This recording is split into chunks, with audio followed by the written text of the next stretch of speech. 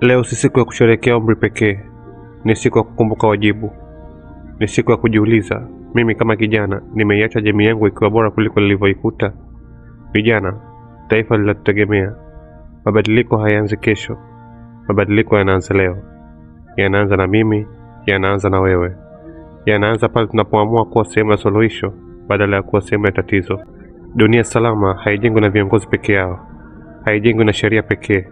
Inajengwa na fikra safi, maamuzi sahihi, na vijana wanaochagua uadilifu kuliko tamaa, amani kuliko chuki, upendo kuliko ubaguzi, na maarifa kuliko ujinga.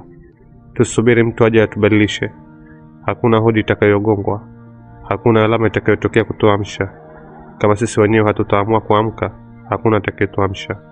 Tuamke kutoka usingizi wa kukata tamaa, tuamke kutoka utegemezi, tuamke kutoka hofu ya kujaribu, kwa sababu kila kizazi hupewa nafasi ya kuandika historia yake, na historia ya kizazi hiki inaandikwa na sisi. Akili zetu ziwe imara, kwa sababu vita vikubwa vya maisha havipigani kwa nguvu za mikono, vinapigana kwa nguvu ya akili. Akili inayojua kutofautisha sahihi na batili, akili inayoweza kusimama imara hata wakati wa majaribu, akili inayochagua kujenga badala ya kubomoa. Na kama leo bado hujatimiza ndoto yako, usikate tamaa. Bado hujachelewa, bado una nafasi. Itumie. Usijilinganishe na ratiba ya wengine. Kuna anayefika mapema, kuna anayefika baadaye, lakini kila mmoja ana safari yake. Mti hauachi kuwa mti kwa sababu mwingine umezaa matunda mapema. Jiamini, jikubali, endelea kujifunza, kwa sababu hayo ndio nguzo za ukuaji wa kweli. Kila changamoto unayopitia leo inaweza kuwa ushuhuda wako kesho. Kila machozi unayofuta leo yanaweza kuwa tabasamu la maelfu kesho.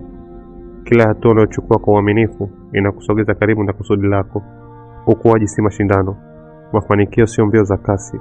Ni safari ya kujifunza, kuanguka, kuinuka na kuendelea mbele bila kukata tamaa. Kijana, usidharau kipaji ulichopewa. Usidharau muda ulionao. Usidharau uwezo ulionao. Dunia inahitaji mawazo yako, taifa linahitaji nguvu zako, jamii inahitaji mchango wako. Tusijenge kizazi cha kulaumu, tujenge kizazi cha kutatua matatizo. Tusijenge kizazi cha kukata tamaa, tujenge kizazi cha matumaini. Tusijenge kizazi cha kusema haiwezekani, tujenge kizazi kinachosema tutaanza, tutajifunza na tutafanikiwa. Leo tunapoadhimisha siku ya vijana duniani, tuweke ahadi kwa nafsi zetu. Tutakuwa vijana wa maadili, vijana wa ubunifu, vijana wa amani, vijana wa maendeleo, vijana watakaoliacha taifa letu likiwa bora kuliko tulivyolikuta. Na mwisho, nikumbushe, mazingira yanaweza kuwa tofauti, changamoto zinaweza kutofautiana, safari zetu zinaweza zisifanane, lakini dhamira yetu ibaki moja. Mazingira tofauti, dhamira moja kwa taifa. Heri ya siku ya vijana duniani.